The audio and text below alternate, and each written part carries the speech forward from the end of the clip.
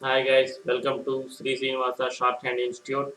180 words per minute dictation, 5 minutes duration. Start. Sir, the main criticisms offered by honorable members may be classified under three categories: the scope of the corporation, the adequacy of its resources, and its constitution. All the suggestions made during the course of the debate may be classified under one or other of these heads. With regard to the scope of the corporation, some criticism was made that the activity of the corporation would not extend to helping small scale industries.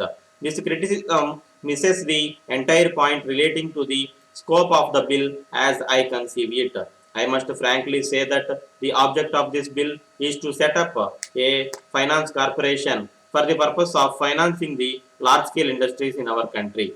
When I make this deliberate statement, it doesn't mean that I ignore the need for having similar corporations to help agriculture or to help the small scale industries. If we believe that there is need for large scale industrialization of this country and that for some considerable time to come, we must give scope to private enterprise also in addition to the state's enterprise in the building up of large scale industries, then we must accept the very logical corollary that we want an industrial corporation to help these industries. The object of this bill has got that restricted scope. If you examine the capital requirements of the industrialization of the country, which will run into many hundreds of crores, you will probably go away with the impression that the small amount which this corporation will command as its resources is a totally inadequate figure. But I may assure you that this amount at the disposal of a centralized corporation of this kind can finance industries which have got a capital of probably 700 or 800 crores of rupees. Now, sir, I would say a word regarding the constitution of the corporation. The aim of this bill has been deliberately to restrict the shareholding to certain categories of institutions. I am in agreement with the purpose of the original bill regarding the constitution of the corporation. We want a responsible corporation to finance our industries, which will not become the monopolistic concern of any group of individuals, which will guarantee state control in the public interest, and which will at the same time utilize all the experience and efficiency of private businessmen. The running of a finance corporation of this kind is a technical and complicated process. A layman cannot manage this concern. It requires the expert knowledge and efficiency of men who have been long engaged in business and in industry. By deliberately restricting the shareholding to certain specified institutions, it was the intention of the bill to bring to the service of the state, under the control of the state, the experience gained by private captains of industry. Sir, an honorable friend asked us not to carry any prejudice against the capitalist.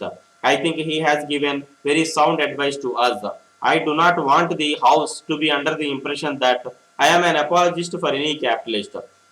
I am not myself a capitalist. I do not consider myself a capitalist. Every workman who earns 60 rupees a month and saves 2 rupees a month and puts it in the savings bank is a capitalist. That is the scientific and technical meaning of the word capital. I think we must frankly recognize that whatever may be our ultimate objective in shaping the economy of our country for a long time to come, we would do well to utilize the experience gained by private individuals in the management of industry and business.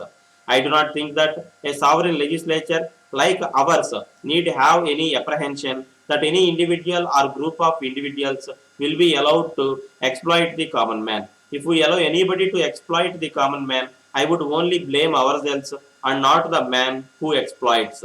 A modern state has got ample resources and ample powers to curb exploitation of any kind. If we are to follow a wise economic policy, what I would suggest is, sir, that the Indian government, with a popular backing, should exploit in its turn all the resources, the ingenuity, the experience, the knowledge, and the efficiency of every individual in this country, whether he is a capitalist or a workman.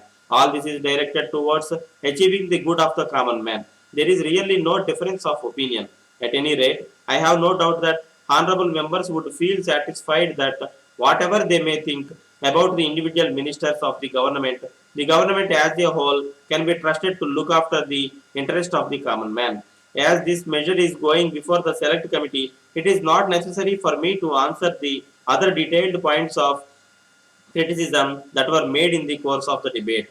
I have no doubt that the select committee will take note of these criticisms. So far as I am concerned, I may give the assurance that I am not committed to any particular course of action and that I would be prepared to fall in line with the opinion of honorable members of the select committee. I hope that it will be in a position to bring again before this house a measure which will be more acceptable to it.